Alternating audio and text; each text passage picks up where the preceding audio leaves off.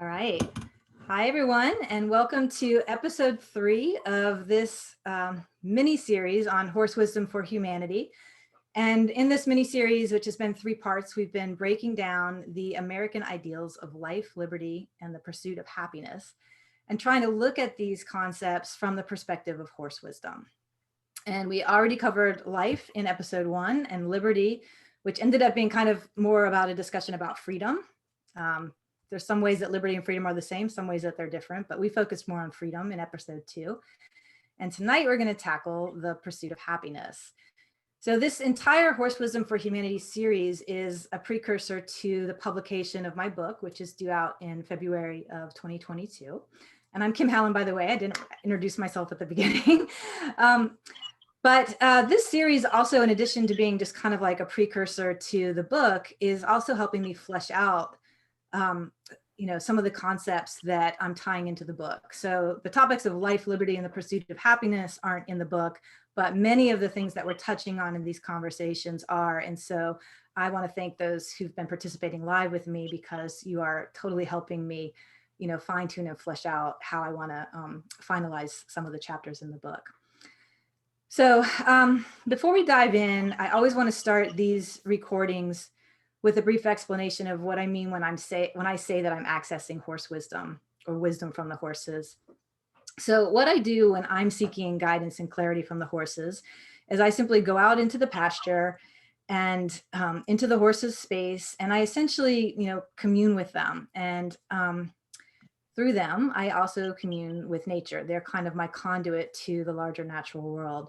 So when I go out with them, I focus on my breathing. I try to get really present and centered and grounded and clear my head. I focus on my breathing, and I present whatever topic. I put it out there as kind of an invitation, and invite the horses to talk with me about it or help me, connect to the higher wisdom of the natural world through them. And then I just wait. I get quiet as I can, and I wait and I see what drops in. And it's a really helpful process for me. And so that's what I say. It's kind of like intuitive meditation, maybe, when I say that I'm connecting with the wisdom of the horses. So I like to explain that, just so those of you who might be new to this understand what I'm saying. Sometimes I get in there and I say, the horses said this, or it's not so much that the horses talk to me as that I'm just, we're all one when it comes down to it. We're all part of this collective that makes up life. And so I just get to a place where I feel like I'm in tune with them, and it feels like some of the messages are coming to me from them or through them. So as always, I have a few live participants with me tonight. I'm excited, and I'm going to introduce them like I always do. 2 of the participants have been with me through episode 1 and episode 2, which is awesome, because all of these conversations build on each other. So I love that they were part of the first 2. And then the 3rd participant has watched the recordings back of the first 2 and was really energized and excited. So I'm really excited that she can be here live with us tonight. So first off, we have Caroline Miller, who is, I'm going to read a little bit about her for those of you who might want to research more about her or track her down later if you want to talk to her. So Caroline is a certified Alexander Technique teacher and owner of a business called The Harmonious Horse and Rider. The Alexander Technique, if you don't know about that, is a way to feel better and move in a more relaxed and comfortable way, the way that nature intended. And Caroline believes that all the answers are in our bodies. And like me, she also believes that community provides access to deeper transformation, and that nature provides the ultimate perspective. So obviously, Caroline and I have some common threads to the work that we do. And she recently moved from California back to her home town in Northern Virginia. So Caroline, if you'll just say hi so the camera will come to you for a minute. Hi. Awesome. Thank you, Caroline. Thank you for being here for the 3rd time. And then also have returning with us tonight is Peggy Norwood Stella, who is an exercise physiologist and creator of a new BMI, Body, Mind, Intelligence. She also has a book called A New BMI, Why Body, Mind, Intelligence Matters More Than Body Mass Index. She is the administrator of a Facebook group called Rest Seekers that, if you aren't familiar with it, I highly recommend. And Peggy and I just launched a new virtual retreat called the ABCs of Rest that combines her wisdom around body intelligence and my experience around equine intelligence. And Peggy has temporarily been living in coastal Virginia, but I think is soon going to be moving back to her permanent home in New York. So Peggy, if you would please just say hi for everyone. Hi, everyone. Great to be here. Thank you, Peggy. All right, and then we have tonight with us Anna Simmons Fox, and she is the owner of Equus Enlightened, also in Virginia. And through her business, Anna offers consultation services to evaluate equine behavior, to discuss equine management, and to develop personalized programs to enhance rider performance. She's especially passionate about using what she's coined the art of exteroception, hopefully I'm saying that right, to help riders develop better feel. And exteroception is any form of sensation that results from stimuli located outside the body and is detected by exteroceptors, including vision, hearing, touch, smell, and taste, which all ties directly into things we talked about in episode 1 on what it means to be alive in a physical body. So she's going to bring some great expertise tonight. So Anna, if you'll say hi to everyone. Oh, I think you're on mute. Hi there. I'm happy to make it tonight. Yeah, awesome. Okay, great. So thank you, ladies. As always, okay, we're gonna go ahead and dive in now. But as always, I'm just gonna summarize a little bit about what came to me when I was with the horses, and I put out the intention about, the pursuit of happiness and what wisdom the horses and the natural world wanted to help drop in for me around that American ideal of the pursuit of happiness. And in previous episodes, I talked about, and I think if you've been with me at other times, you've heard me talk about this before, but that the horses, one of the first things they always say to me, not just for this, but throughout my process of working on the book and everything, one of the first things they tell me when I am wanting to connect with the deeper wisdom of the natural world is to strip away and set aside like all aspects of the topic that are purely human layers. So that means purely the ways that humans think about it. So no other animals in the natural world would think about it this way. So things like religious beliefs, political affiliations and agendas, economic interests, cultural expectations, everything really that has been created directly out of the domestic or civilized world. And the reason that the horses, as they've, kind of explained it to me, that they want me to remove those layers as best I can, because it's not always easy to do that, is because the primary thing that all of those layers do is create barriers to being able to see things really clearly and in their most simple form, the way that nature is simple.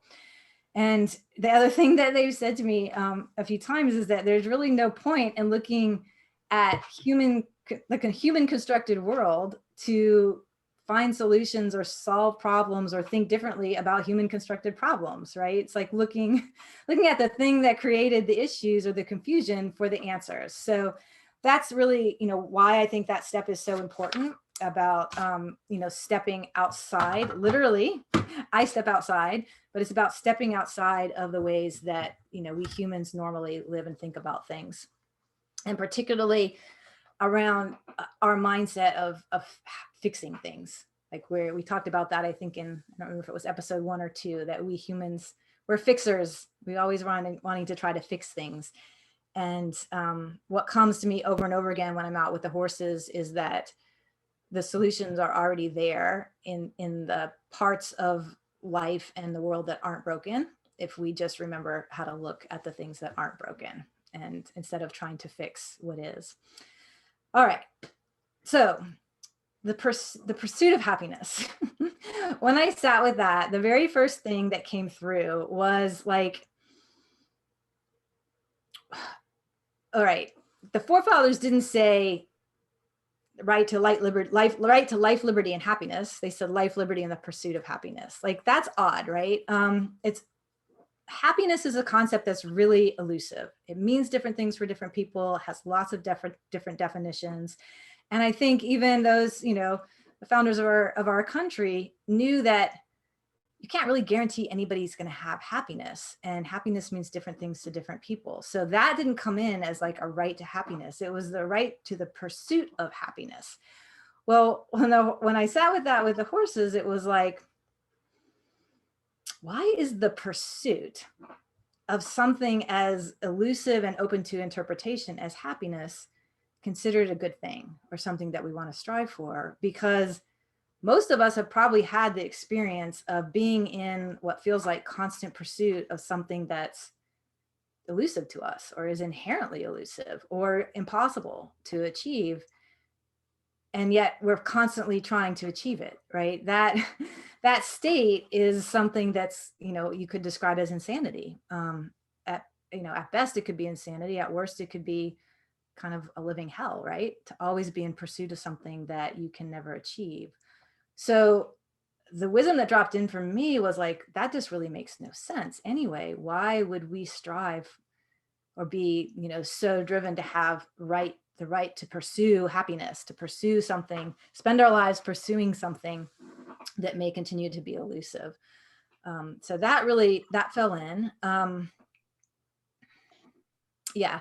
And looking at my notes too, so I don't forget. But what came to me also was like, it's ridiculous to even set the expectation that happiness as an ongoing or constant state of being is achievable, right? I mean, even those of us who, if you think about happiness, there are times in our life, most of us have times in our life when we'd say we were happy.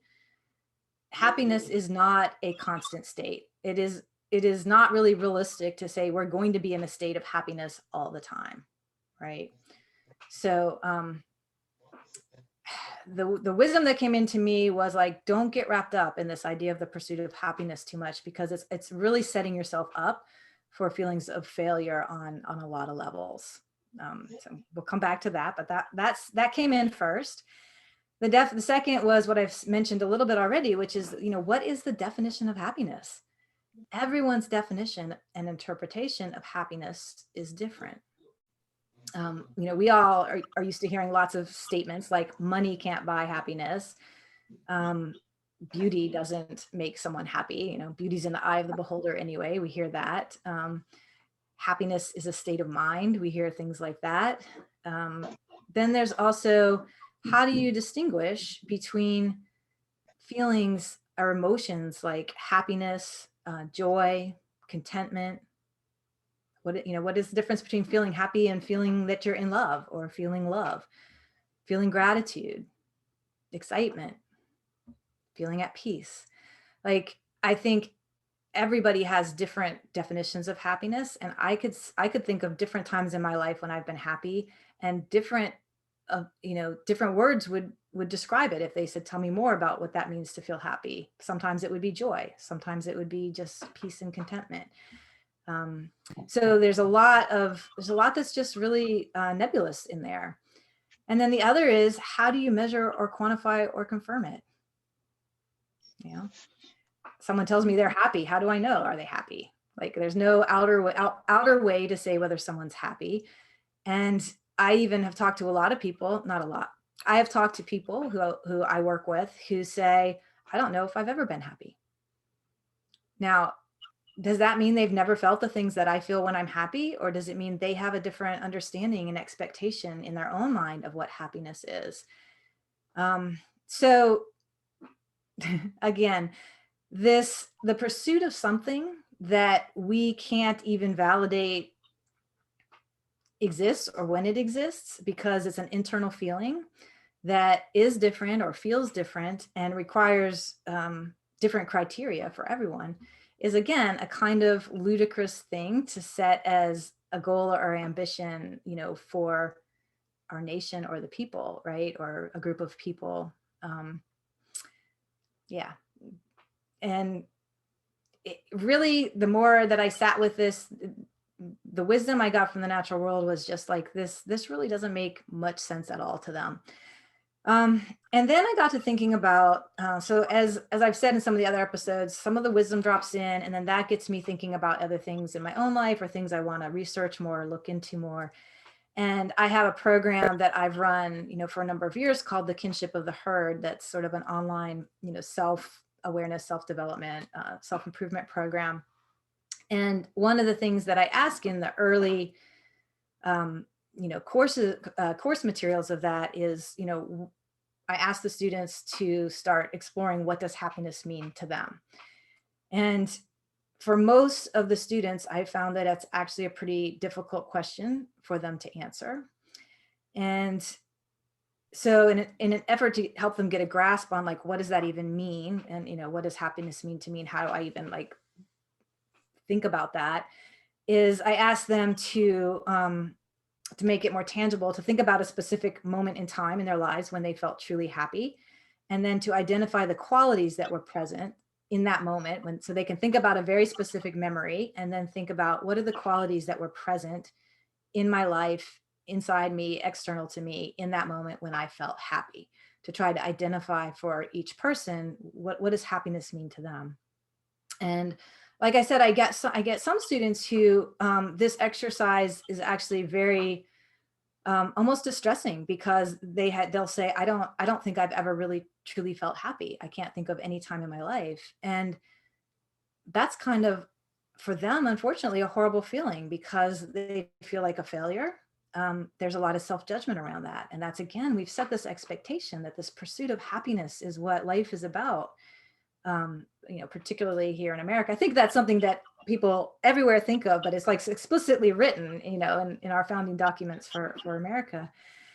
So that was something I really, when I went into it, wasn't so much expecting the distress that would make a lot of students feel about even just asking them to think about when they were happy.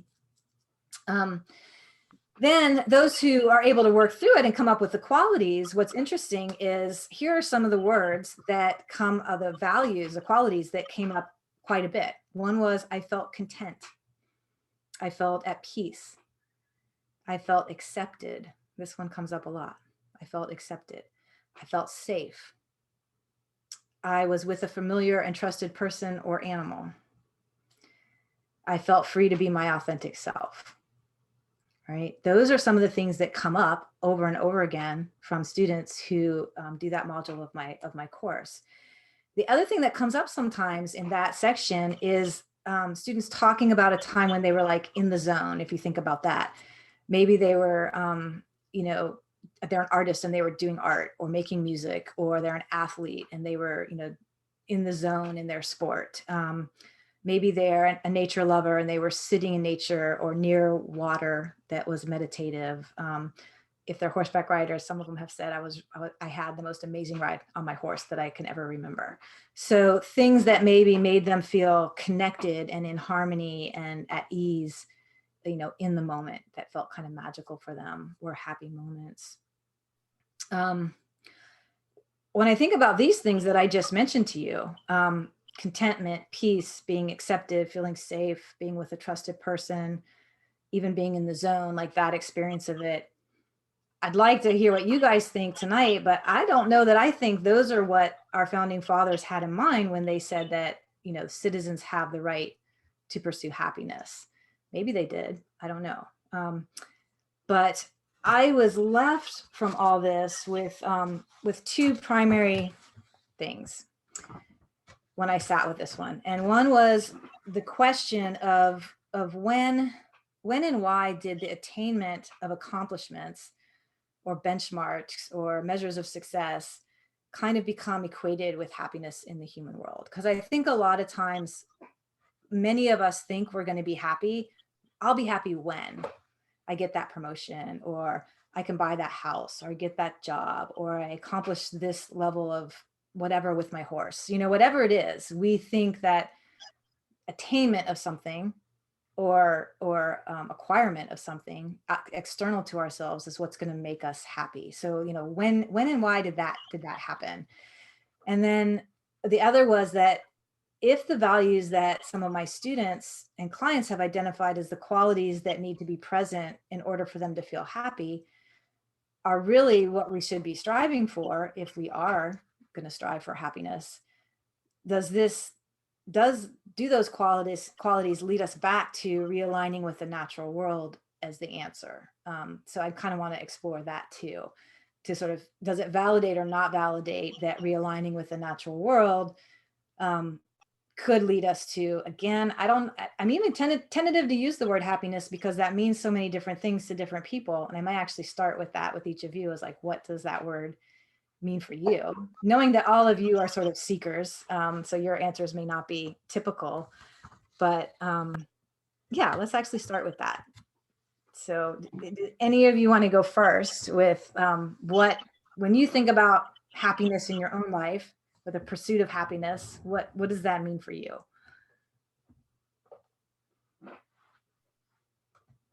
Raise your hand if you want to go first. Peggy. All right, Peggy. I'll give it a stab. It's like I'm just thinking of like if I'm just reacting to what I'm hearing you say and what has been my own interpretation of happiness. I'm just thinking in terms of my own life.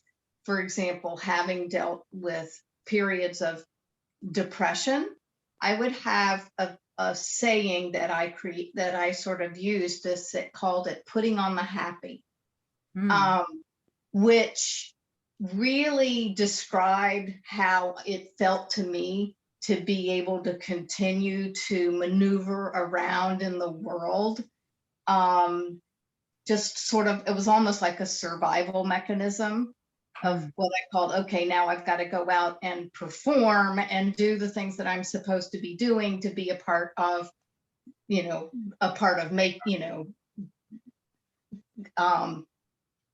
helping people exercise, whatever it might, right? Whatever that might have been.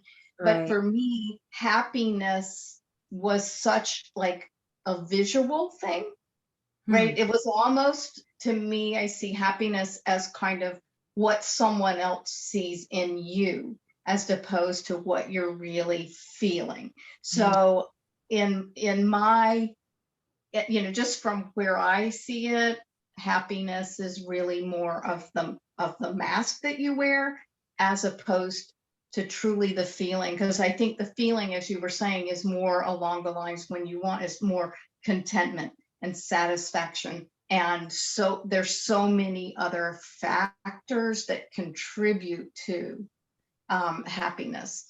But to me, the moniker happiness really doesn't connote a positive feel for me.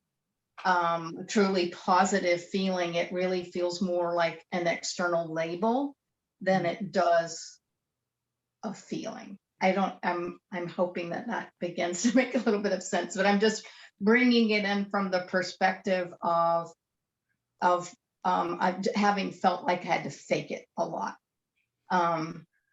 in order to just continue to get by. Yeah. That makes a lot of sense. And I'm so glad you put voice to that, because I think that's something that many of us have experienced, and kind of adds to that idea that happiness is this, like, we don't even kid ourselves. Like, it's like, we know this is this elusive thing, although sometimes we think other people have it and we don't. And so we're going to put on the face of it. But just that it's like a mask we wear versus something that's how we really feel. That's pretty interesting. And I think that, again, I think that's a pretty common feeling. So thank you for sharing that. Yeah. Anna or Caroline, what does it mean for you when you think about happiness or the pursuit of happiness? So I'll go. It's funny because I also have a little bit of laryngitis, got a ragweed problem up here right now. That's affecting my children, everybody but my husband. And of course. So I did a bit of work on this when I got divorced from my first husband. And interestingly, my second husband is a huge Civil War buff, which will tie in a minute with the pursuit thing. But what I learned back then was that I think what the intention of happiness is really an intention. It's like practicing the things that you want to do with intention and not having anyone or anything stand in the way of that. So, of course, without infringing on anybody else's happiness. But so, and I've definitely, I mean, it doesn't mean I'm happy all the time. I'm definitely go through periods of depression and being overwhelmed and, wanting to pull my hair out. But like it, for me, it's a practice. It's like, if I am able to do the things that I want to do and that feed my soul, my being, and I tend to be a person who will give everything out and make sure everybody else is taken care of and then deal with me. That doesn't always make me happy, but I still do it because that's my way. But so really working on that, like, as so that's what brings me up to the pursuit of happiness, because my husband, being the Civil War buff, we started talking about it actually with the more of like the more mentioning of slavery and in the past year and all of that kind of thing, and going back to, and we were talking about this little series that you're doing and some other stuff, and he has said, well, one of the things that we always have to be careful of is you have to look back and what did the words mean when they were written. Yeah. Right. So I actually have a cool little article that I can share with you guys that I found on it. But when the Declaration of Independence was written, for instance, the pursuit of happiness, pursuit to them actually meant the practice of. So yeah, so the practice of happiness. And yeah, so it's funny, I did not know that until just recently, but in the work that I did like 15 years ago, that was kind of what I found in that philosophy. And I was like, okay, that makes sense to me. Like being able to practice what makes you happy, do what you want to do, and then not having, interference from the outside. And I think, like you talked about, I'm also really interested. I'd love to know when this like quantifying of things became the most important thing, because, that is a big, I don't think there's anything wrong necessarily with like acquiring wealth or doing things like that, but when did certain things become more important than just people's own right to pursue happiness, Or that those things, it became where we didn't feel like we could be happy without those things, or that some people would be more happy if they had more of it, or but I really appreciate you bringing up this thing about the practice of happiness. That changes that like changes the meaning of it drastically. And if we even talked about that instead, like the pursuit of something is this almost this like competitive, active, like it's almost like you need to pursue this. Like this is what you're supposed to do, is pursue happiness. And I don't know that happiness can be pursued so much as it can be found and discovered or experienced, again, if it's even like happiness, that word. Right. And when I think of happiness, that's very different than contentment. So happiness to me, like nobody can live in a happy state all the time. That's not even like normal. Right. You want to be content, and maybe there's moments of joy and happiness and there's moments of sadness and despair. Like we have all experiences, but that hopefully overall there's a contentedness. So, these words really do matter. And again, they have different meanings for everyone. But yeah, and I echo what you said about, doing work on this after a divorce. I can relate to that as well. And that is where you learn more about the practice of finding your own, whether it's happiness or contentedness or centeredness or whatever. It is a practice. It is. And I knew that you would ask. I knew you would sit with the horses and ask. So I was like, I'm going to do this too, because I knew you would do that since I watched the first two. Yeah. And what actually brought up the conversation with my husband was that what I got from them was context. Like that was the thing that came to me, was context. So, because I think my horses are relatively happy. I mean, 10, right, right, you know, I mean, I don't know, I have a couple, I don't think they'd really be happy out roaming the wildlands. They'd be like, oh no. But you know, that's because we've domesticated them, made them that way. But you know, so you know, it was like context, Yeah.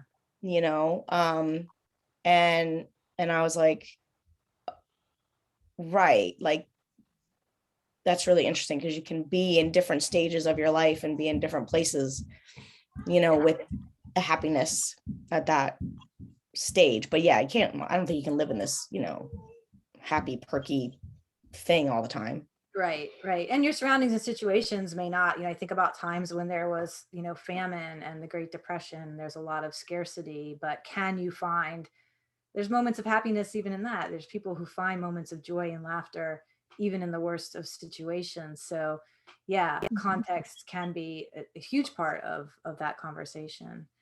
All right, so Caroline, I want to ask you, what does the pursuit of happiness, what comes up for you when you think about that? A whole bunch of stuff, actually. I took a lot of notes this time, which I don't usually do while you were talking, but it's interesting because when I was a kid, when they always ask you in school, what do you want to be when you grow up? I always said happy. Really? I never had, yeah, and I never could come up with a profession. I always was like happy. And they're like, well, what do you want? What's going to make you happy? I just want to be happy. I couldn't, it was never, I fought for that term, it was like, I was going to be happy. And Yeah. when you were talking about the whole, well, to me, I wrote down happiness equals freedom for me. So I really relate to what Anna said too. And I was thinking that's also in my understanding what the forefathers meant when they talked about happiness. And now that she mentioned the practice part, that it makes even more sense, is democracy being and all of that being a way to keep us free enough to practice happiness, to be able to do what we want to do. So to me, it's like Anna said, I agree, it's very much about having the freedom to do and be what I want to do and be without being stifled. And it was also, when you talked about the things that people said, accepted, safe, free to be authentic. All I could think while you were saying is that's exactly what the horses want. So I think it's what all of know, nature wants. yeah. So it's, I don't think happiness is really any different for us than it is for them. And I think that the whole piece about, what you and Anna were talking about with when this came in about the need for stuff was like the Industrial Revolution, where it's all of a sudden conquering nature. That whole piece that we started with in the very first session, kind of coming back to that, is that when that shift happened and where stuff, it was going to make us happy. Yeah. And, I also don't contribute happy with perky all the time. I think I can be very serene and be really happy and maybe not look like it on the outside. But I also had to take issue with not being able to see happiness in other people, because I think it really depends on how well you read energy, because energetically, it's, to me, really, and horses, of course, read energy, they're the masters. So I think you can tell if people are really happy or if they're faking it or if they're, whatever. And I think depends on the person, of course, whether you can or can't, but horses certainly can. And Yeah. so to them, happy is, you can't lie to them, obviously. So they know when we're happy and when we're not. And I'm 99.9% happy whenever I'm on a horse. So, it's like, I can't hardly, it's really hard for me to think of time. Well, I could think of times in the past when I was having training issues before I changed my methods, where I wasn't so happy, but that was just because of frustration, but anyway, Yeah. that's it. Really, really good stuff. And no, I agree with you completely. I think we absolutely can, when we tune in at that energetic level and intuitive level, know when other people are happy or unhappy. Unfortunately, I think we use that word as a mask. As get back to what Peggy said, you know, and how often do people say it? Oh, you know, I'm fine, I'm happy, I don't know, you know, I'm happily married. we use the term just to like make small niceties, or as a way to not, you know, have to be vulnerable with people too, is to just say, you know, here's a blanket statement, that's all you need to know. Like, I don't know you well enough to get into more detail, you know, with you, that kind of thing. Or we tell ourselves those things sometimes, you know, even when my marriage definitely was not always happy, I sometimes would say it was, you know, because I believed it needed to be, or I could get it there, or I wanted it to be, or I don't know, right? Like I wanted my life to be something that it wasn't, or I still believed it could be. I don't know. I still don't know why I said those things at the time. Yeah, really interesting. But certainly, obviously, I think the way that it's used in the human world, there's just a lot of expectation and I don't know, pressure, I guess, around it. I think there's probably none of us who would say we haven't, you know, either thought we should be or tried to be more happy. So I don't know. So when we take all that human stuff off again, and we just go back to, or the purely human stuff, and just go back to, you know, the natural world. Let's like horses. Let's talk about that for a second. And whether they would ever use the word happy, I don't know. Like, that's our word. But what do you think, either your horses or horses in general, what do you think makes them happy, or they need to be happy?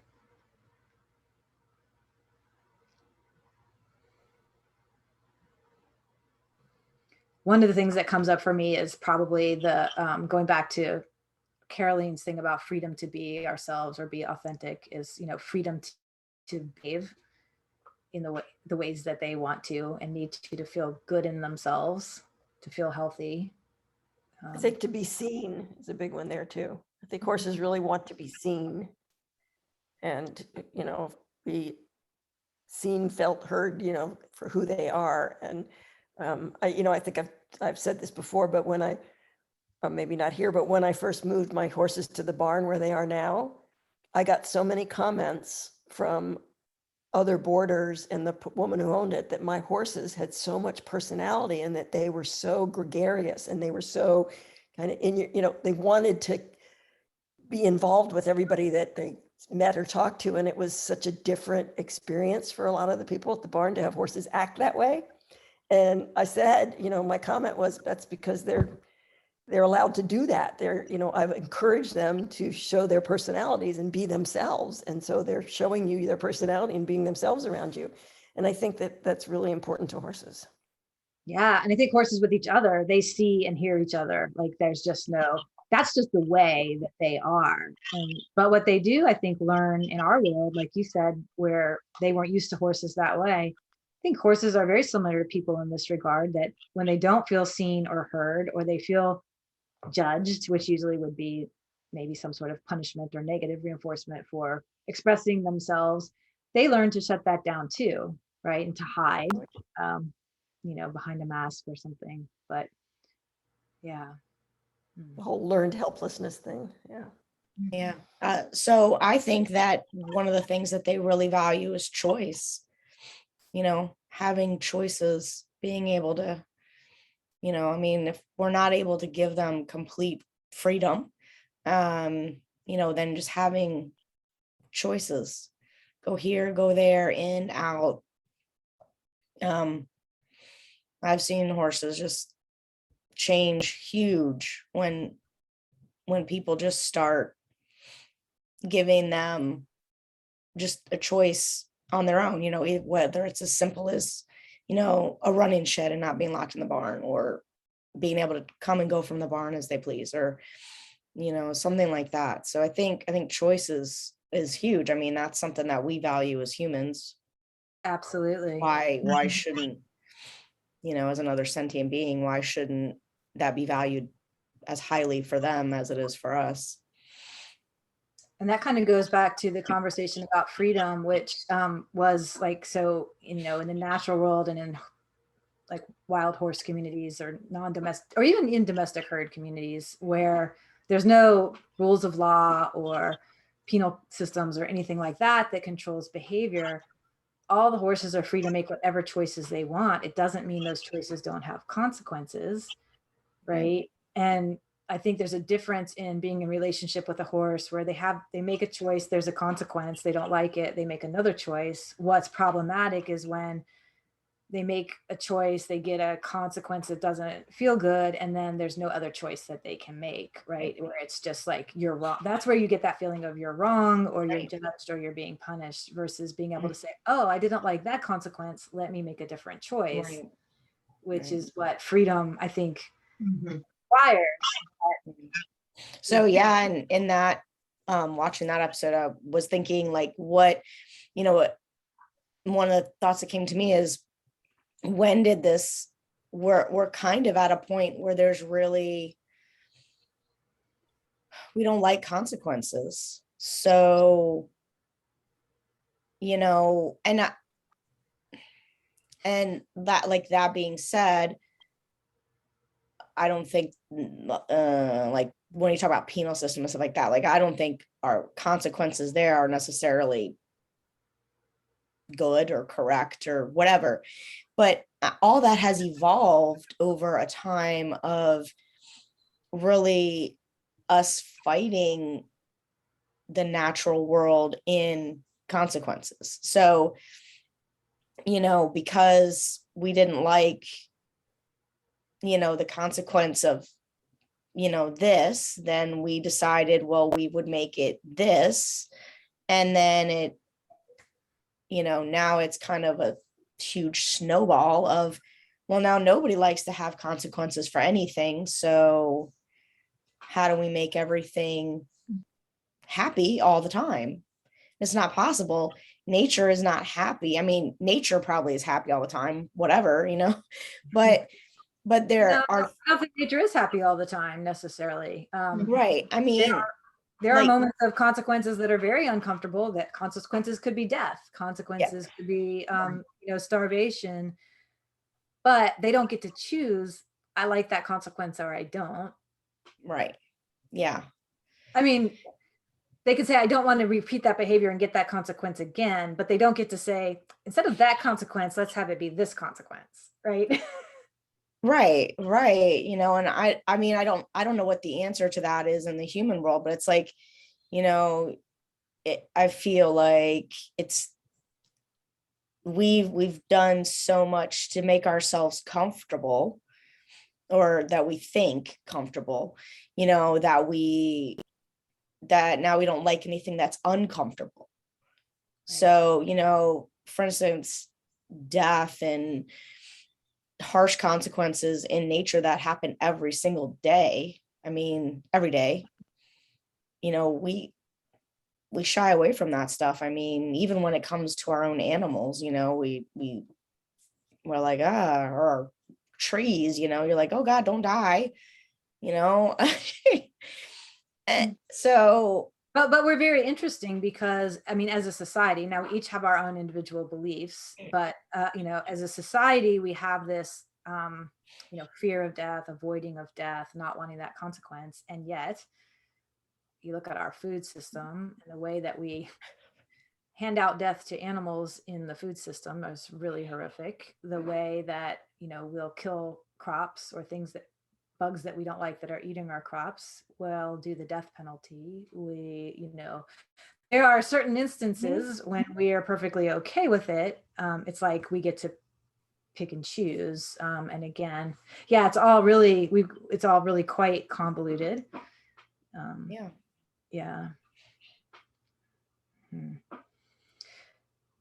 So the sorting it out is what, Peggy, did you have something you wanted to say? Oh, no, I was just thinking about how, I don't know, just these things that just come to me. Like the fact that consequences that make us unhappy are, it's the choice we make, right? We had the freedom to make the choice. but oftentimes the consequence makes us unhappy, and therefore we want to change that. I was just going around in my head about, oh, there's unhappiness over the consequence, but it's a choice that I made. Yes. And I think it just kind of ties in last week, freedom, and we're talking about liberty and freedom, and this week when, you're talking about happiness, it's like, choices have consequences, and it may or may not make you happy. But it can still be good for you, or can be good in the big scheme of things, or necessary for balance. And you bring up a great point, because we didn't talk about unhappiness. So we have this infatuation with happiness as humans, infatuation with happiness, which means if happiness is good, unhappiness is bad. It's this good, bad label, and that gets us back into that good, evil, good, bad, right, wrong. And that, again, what I get whenever I sit with the horses and nature is like, anytime you get into that mindset, you're off track. It's about balance, rebalancing. So if there's too much happy, maybe we need some just like everything in balance. And then you have that more general overall center of contentedness or peace or balance, with the extremes of some of the others, obviously are going to have to be in there. But that's a really great point, Peggy, about there's definitely, I think, what's the big things coming out of this series, one of the biggest ones is like rethinking this whole idea of freedom of choice, and then what that means in terms of consequences. That has to be balanced. Like, even in the beginning, Anna, you talked about the freedom to be yourself, or do what you want, or do the activities that make you happy, as long as they don't infringe on somebody else's right to be happy, right? So it's only balanced if everybody can make choices, and everybody can decide on what's the consequence if someone makes a choice that, interferes with me. It's when we create structures that don't give someone the power to create a consequence, if that's what we need to, right, to protect our own interest, then we've got it's a big problem. And we see that in workplaces where there's hierarchies, where, or power dynamics that are really unfair, or that feel really unfair. It's probably because it feels like only some people are getting consequences and others aren't. And they're not personalized consequences. I think the other thing is this, like, here's the standard consequence, when we all know, like, not every situation is the same. So when we have very standard consequences, or rules or consequences, when I look at a horse herd, there's a culture, there's certain things that seem like, oh, that's kind of not really allowed in that community. But within that, these two horses tolerate it a little more with each other. These two don't. Like, it's not the same in every relationship and interaction. And nature is much more about this authentic, from within, choices and consequences, right? Yeah.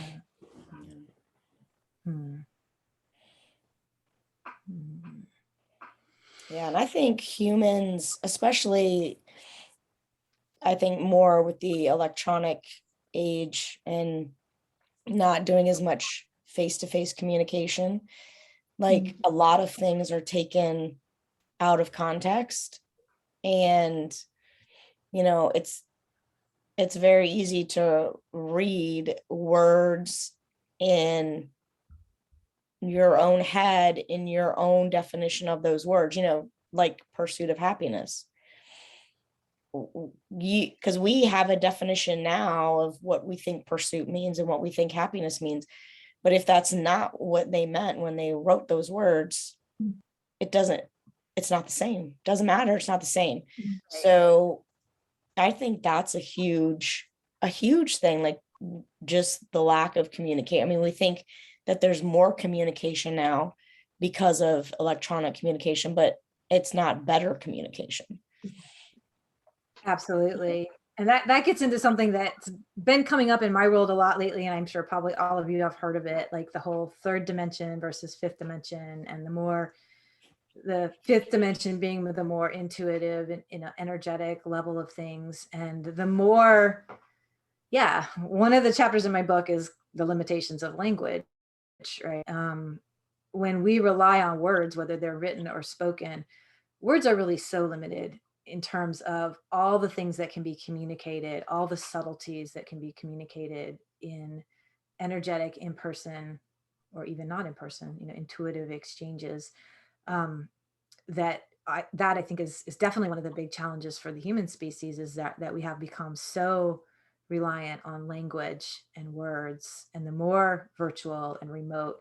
I mean, at least with this, we can read each other's body language a little bit. Like, this is a little better than like social media or Twitter or text or, email, where it's really just words. But yeah, it would be, there are those of us who are aware of it. I think everyone experiences it, but it does seem like if this is the world we're going to create for ourselves, we need to expend a lot of energy on helping ourselves understand the limitations of it and how do you navigate it, because it's really a handicap to be only reliant on language to try to understand. And the words, it's like when you talk about what was the meaning of those words back then and what are they now, and I think about that game of what is it, telephone, is that the name, where you pass it down, and by the time it gets 3 or 4 people down, like, it is a completely different sentence than what it was at the beginning. But these might be the exact, these words might be right, but the meaning has changed so much. And and now we're in a day and age where nobody knows what words to trust, right? Who's lying, who's telling the truth, who's trying to just say the words and hope it'll come true. Yeah, the natural world really doesn't have to deal with any of that. But then how do you deal with the human condition that doesn't embrace the natural part of the natural world? I mean, there are lots of people that wouldn't want any, consequence, like natural consequence, I think that comes back to what I think it was Peggy in, maybe it was episode 1, where Peggy was like, nature's trying to get closer to us, right? Like, I don't know that we get really worked up about that. How do we solve that? How do we solve that? All of us can only ever be responsible for the choices we make. So maybe if we realize the more we buy into a lot of these human constructs, the less we're going to be having freedom and happiness and the things that, do exist in the natural world with the natural balance. We can start maybe making personal choices that in our lives that might help us align more. But the bigger responsibility, we can't change other people. So mother nature will probably rebalance this. A lot of the things that separate us from it might get eventually taken out by mother nature. Those systems might become dysfunctional, and we will have no choice. And I mean, obviously, if we're in this world and then it gets taken away abruptly, that's going to be a much harder transition back. Or maybe it's not. I don't know. Maybe it's one of those things. It's like when a disaster strikes and like suddenly you're like, so like here, when power goes out and there's nothing going on after a hurricane, everyone in the neighborhood comes out and starts talking to each other and helping each other, and suddenly we're communicating in person again, solving problems, and getting to know people. So maybe that wouldn't be bad. Maybe it would actually be easier if it were taken away than trying to realign while all of that's still happening. Well, yeah. And I mean, for me, like the biggest example of that in recent history that I can remember for Americans was 9/11. I mean, if we're all old enough to remember what it was like after 9/11, and everybody was very united, and everybody, there was a whole lot more I don't know, friendliness, is that the right word? You know, and more than now 20 years out, it's like, no. And it's interesting, like if you go back in history and you look, there's, you know, almost like a 20-year sort of, in at least in American history, like every 20 years, something kind of crappy happens. Just, you know, I mean, of course we have our, you know, more minor events that affect local areas and stuff like that every year, but, you know, to affect a whole country and sort of, so is that, you know, yeah, that we can say that came from an outside source, came from, you know, terrorism. But if you think of a collective mindset, was the collective like, hey, y'all need to work something out here. This is getting, Well, you know what you're saying weird. really makes me think about, I don't know, was it Caroline last time that said, so COVID-19 has kind of been like the great equalizer because nationwide we all come together, or not nationwide, but worldwide, we all, you know, somewhat come together over this thing. Not so gracefully, but anyway, that's the kind of concept. We're all dealing with the same thing. Yeah. That really makes me think about, you know, the natural world is predator and prey, right? There's all different levels of that. We like to think that we should have no threats, right? We should not, nothing should be able to threaten our independence or our safety or our American way. The balance of nature is that everything is vulnerable in different ways, and everything has its predators and its dangers. Some of them are nature, some of them are other animals, some of them are other animals of the same species, right? Like we like to think, oh, those people are evil, when maybe it's just that there has to be some balance of that in order, like there's no equilibrium, there's no balance without,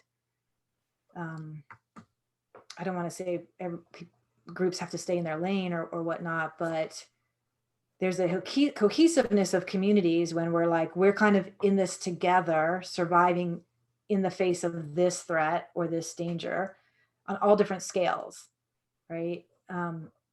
Which goes against the idea that everybody should just live in harmony all the time. That's another one that you wonder, that's not really how nature works. No. They're No. harmonious because they respect each other's, like, okay, you over there, I'm going to be over here, so we can be harmonious, not that we're harmonious together. Yeah. Peggy, did you have, you look like you There have are things, Yeah. Go ahead, Anna. there are things that are harmonious. I mean, there are, you know, symbiotic relationships in nature. Yes. So, I mean, for sure, there are groups that stay separate and that, you know, but so there are certain things that are harmonious, but, and I think like, you know, that's a lot of this, like, I don't even know what to call it, the American mindset. It's like, it's a condition. I mean, because I've lived outside the country, it's a condition. And other places don't have it. Like, we have a condition where, you know, most Americans think that one, everybody in the world cares about America. They do not. Two, that everybody has the same value system. Not even close. And, you know, three, that our problems are the world's problems. No, you know, like, so, and that really is, for me, that's a struggle for me because I've seen the other side. I've seen, you know, other places and lived other places. And it's like, you are not the center of the universe, right. America, you Right. know, like, And it's your good. bull Yeah. crap doesn't mean anything anywhere else. It's just here. So Yeah, it's an unhealthy condition. for yes. sure. Yes. Yeah. Peggy, was there something you were?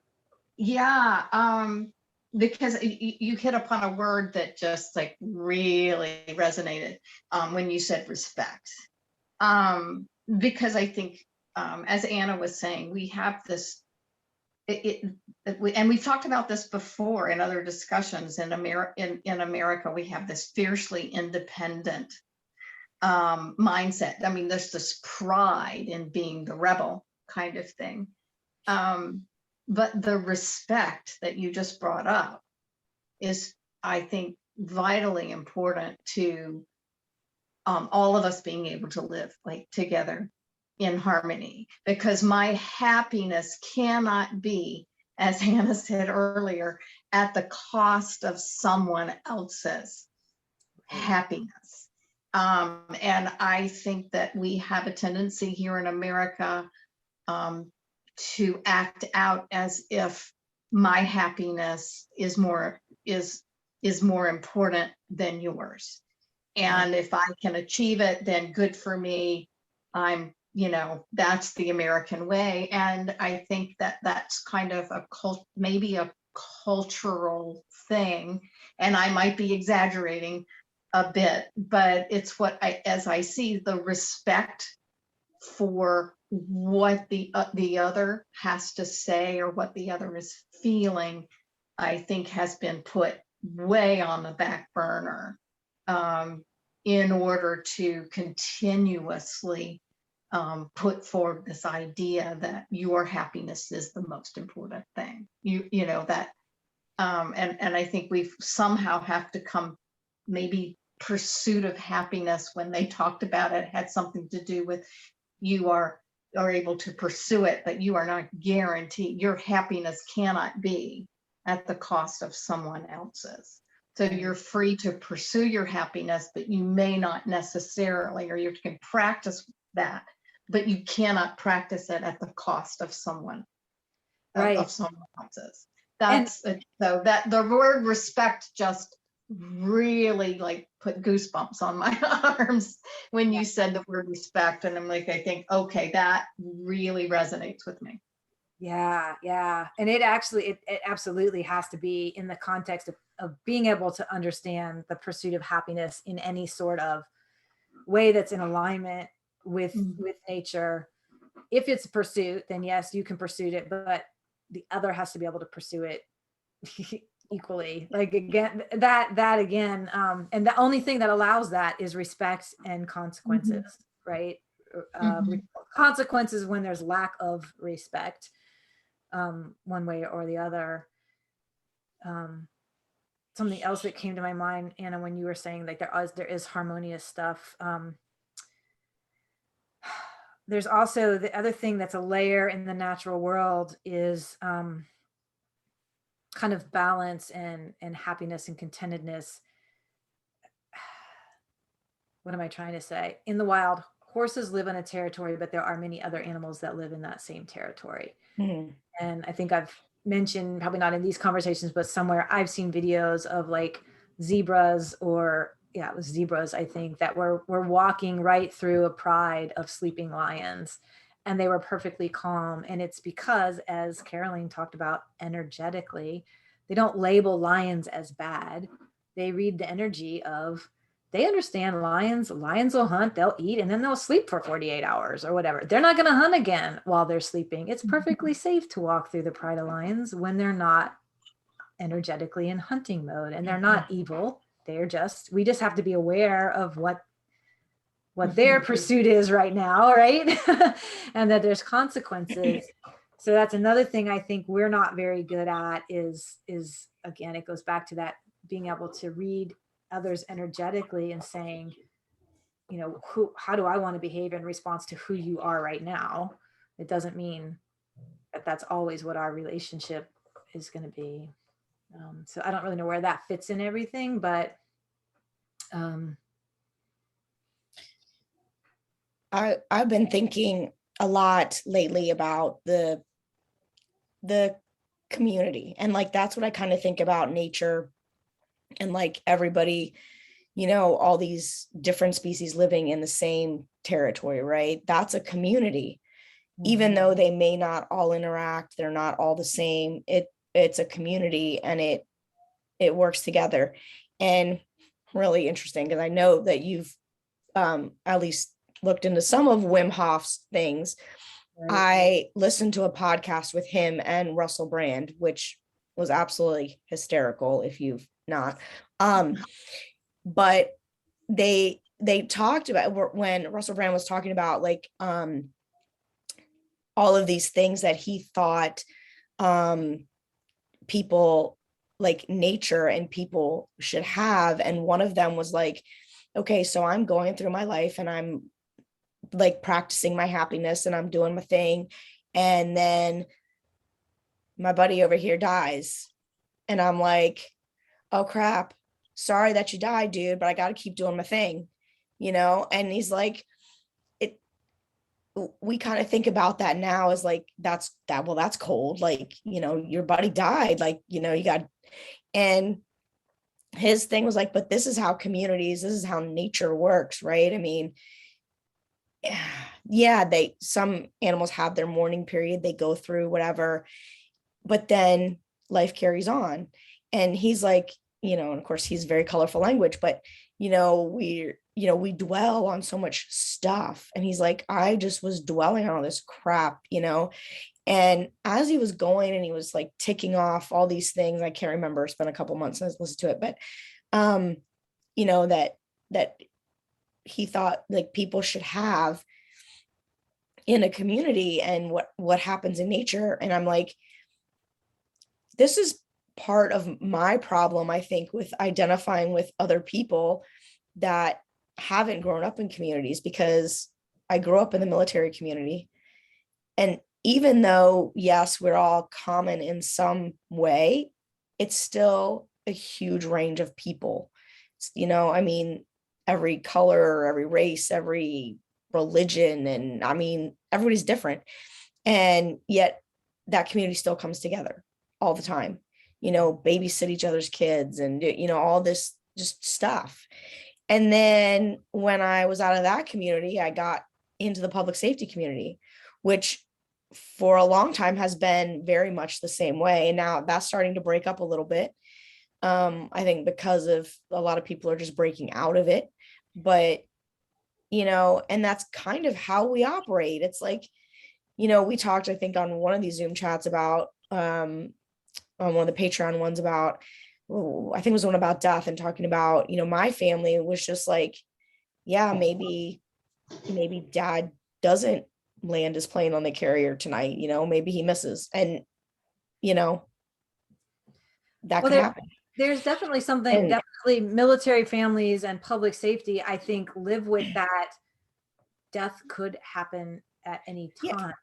and I think it makes you like, yes, we have this like sense of community, so we always feel like, and not always, I mean, because especially in public safety there's a huge, you know, rate of depression and suicide, but you kind of always feel like, even though your partner that you're with at that time may not have any of the same beliefs as you outside of work, right now you're together, and that's what's important. And then you're almost always vulnerable, and that was one of the things that Russell Brand talked about, was like, people don't really want to be vulnerable, but you kind of have to be, you Nature's know, way, like, nature's way is that we're all vulnerable. right. And it was another podcast that I was listening to that I think that really was a bunch of Navy SEALs, and it like hit home to me, and I was like, the problem with like people like us, public safety, military, is not that we're not vulnerable. People always think, oh, you're a big badass and, you know, nothing bothers you and you're not afraid, and it's not that. It's just that we're open to the possibilities all the time, because you never know what could happen in the next moment. So it's actually a vulnerability that kind of Brings you together. yeah, brings us together. And then the other thing, I think, then when you go out into society, into a group of people who don't want to be vulnerable and who just want to, you know, live in their bubble, it's like, now, you know, I'm tired. Like, it's too much, and I don't, you know, I Well, can't take on everybody else's. that's it. That's I think it. So the aspect of being vulnerable and having like a more immediate relationship with potential death is something that's more natural about the way that that population lives, but what's really unnatural, and this goes back to that sort of rule of law and anyway, that they're having to take responsibility for enforcing others' behaviors.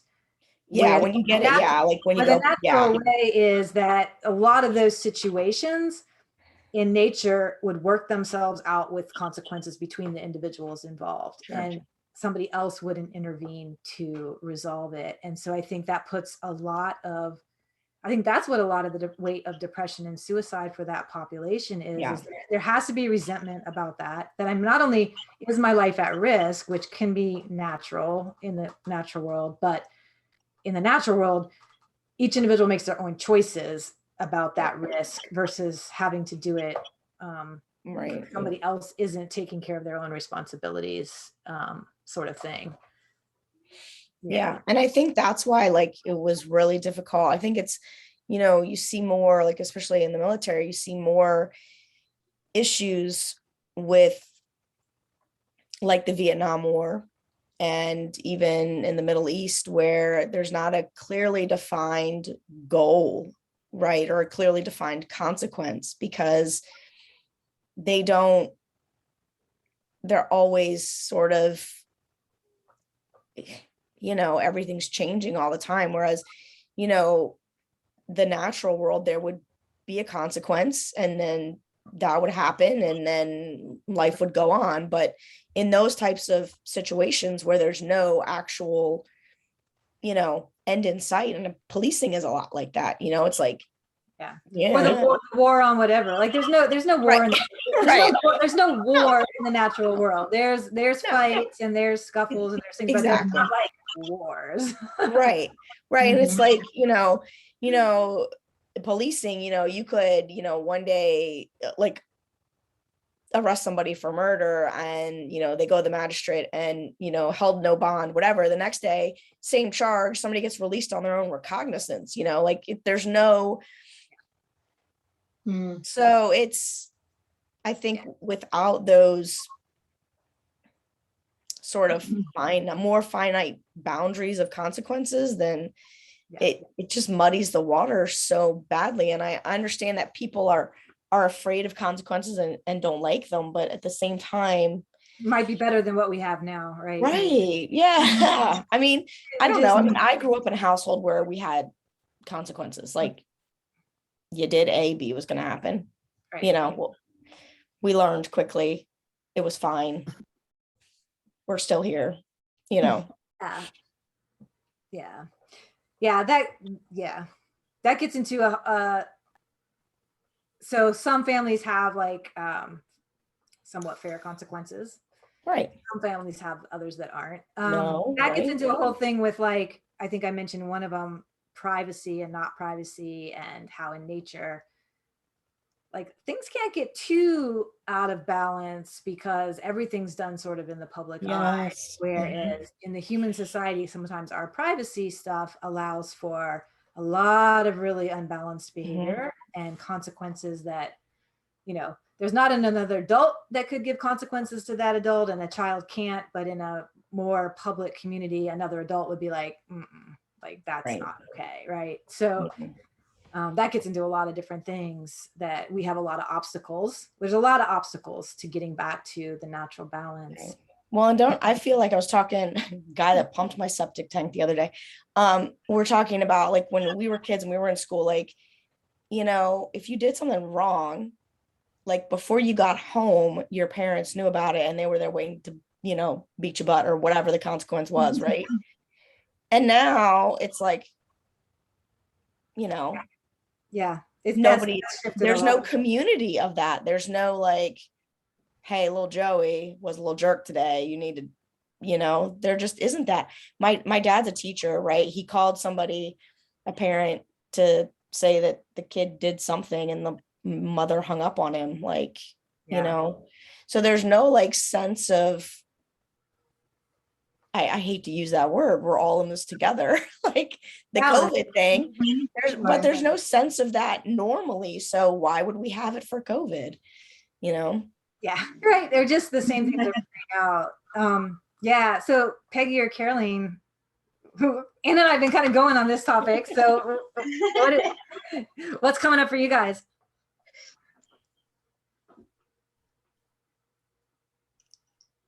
Anything? Oh my gosh. I was just thinking about how this goes back to something that like really hit me that Anna said. It's like when consequences, or as you said, when human determined consequences, right? When it's not just the natural world deciding the balance of consequences, or when this happens, that happens. The choices made. But when humans are deciding the consequences, and it's like, it really just struck me when Anna was saying, what is it when the same action has two separate consequences? That's crazy making. Yes, it makes people crazy. It's crazy making. It's one of those things that just doesn't, like, you try to make it add up and it doesn't add up. It's like, why is it one person has this consequence for the exact same crime as this other person, or what we might even determine as worse, and yet the consequences are completely different. And I think that is just like so like not in balance. That's so out of balance. And I think that's one of those that's where humans have just, in terms of our trying to, govern and make sure, and try to keep keeping the peace. And it would be kind of cool because community is like such an important thing. We go back to the horses who somehow manage community, and it's a really important aspect of their lives. It's like, what are the choices that I make, and what does this mean to all of these others that are sharing the same territory that I am right now? And it's just, it seems fairly simple, but I think that, when it really comes to understanding consequences or pursuit of happiness, we've kind of mucked it up with our, humans just have that tendency. And it doesn't end up being the fair, like what we consider to be fair and equitable. Right. We strive for that, and we end up with like the complete opposite of that. But the other thing that horses have, and then this is something, again, when we say let's strip away what's purely human, horses don't have all this other stuff they're trying to accomplish. They just get to focus on this, like creating healthy community, having healthy relationships, creating that. We're meanwhile trying to like go to space. We're trying to run a company. We're trying to raise our family, be following our religious beliefs. We are being loyal to our political party. We've got all this other stuff that we're trying to prioritize that often is in direct conflict with that. And that, that's, so we like to label ourselves a lot of things. Like I did that for a long time too. And the more I've been sitting with the horses, the more I just have like so much empathy and sympathy for us. Cause like, God, we're just trying to deal with so much. No wonder we're a mess, right? It's like, I don't really think we're bad. I don't really think we're naturally have these inclinations. I think that the world we're trying to live in is so messed up, so complicated, so confusing, so conflicted, that it makes us behave in ways that are really horrific sometimes, just because we're not coping well at all with all the stuff that's on us. Yeah. Caroline. Coping. Yeah, I think coping is a big word. Our ability to cope. And yeah, I don't even go there. And I also I've been getting stuck in different places where my brain is still like way back when Anna was talking about other cultures. And I started thinking about how it would be, our natural inclination to fix things. I'm sitting there going, I wish everybody could live in a different country. It could be part of, what you had to do in your life, a rule that you had to go live in another country or two for a period of your life. And so I got stuck on that tangent in my head for a while about how valuable that would be.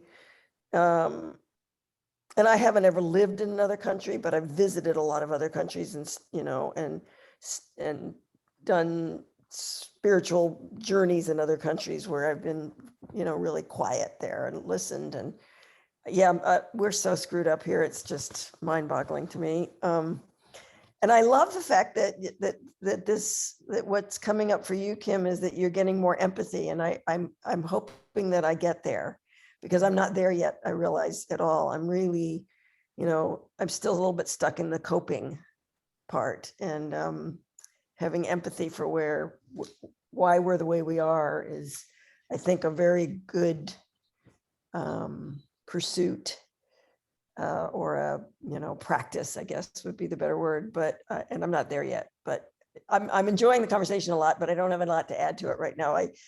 My brain goes off on little tangents with different things that people bring up, and I'm gone for a while, and then I come.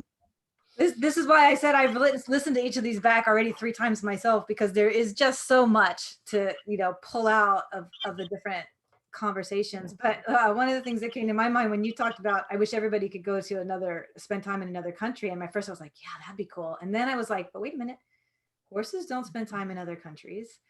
Animals, a lot of animals never go outside their small territory, and yet somehow they figure all this out. So that's, again, that like, oh, we come up with all the things we need to do to fix it, where it's like, if we just didn't teach it in the first place, or we just didn't muck it up, I think we wouldn't have to be taught it. We wouldn't have to go figure it out. And you are the one, I think, last time that said it's frustrating that it takes so long for us to get to a place where we start seeing things. And again, I think that's just because we spend so much of our life getting sucked into all the complication, all the human stuff.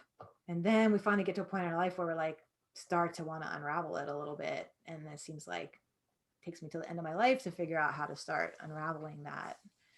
And then we want to fix it and we can't.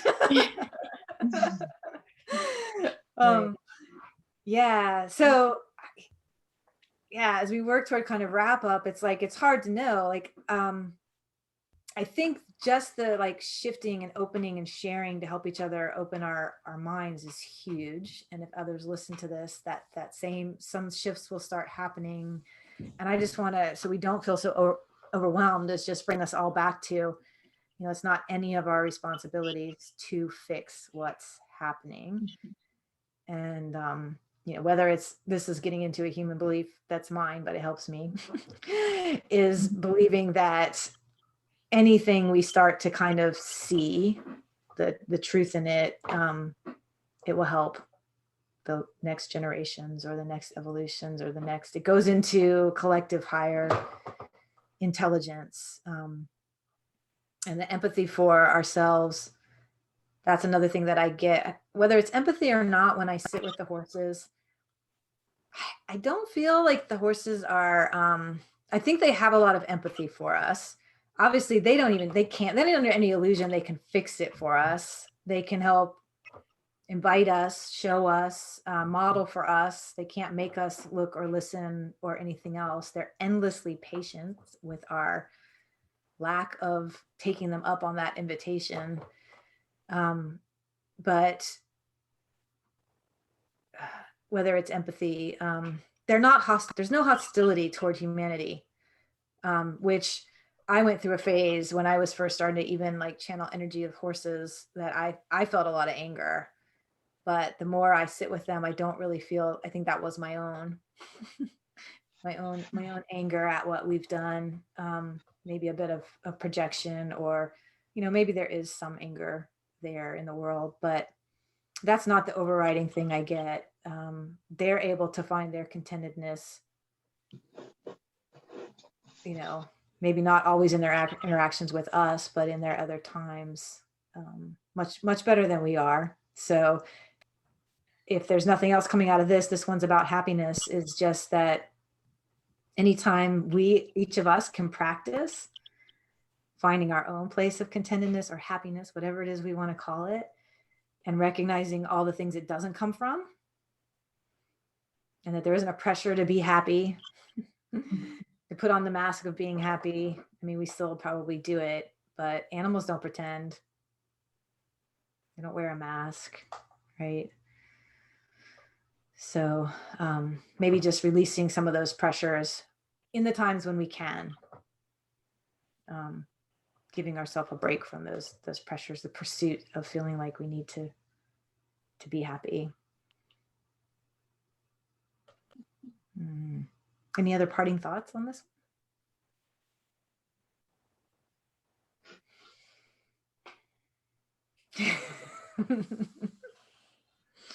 One of the things I'm going to practice is like thinking about how do I want to talk about happiness differently or not talk about happiness.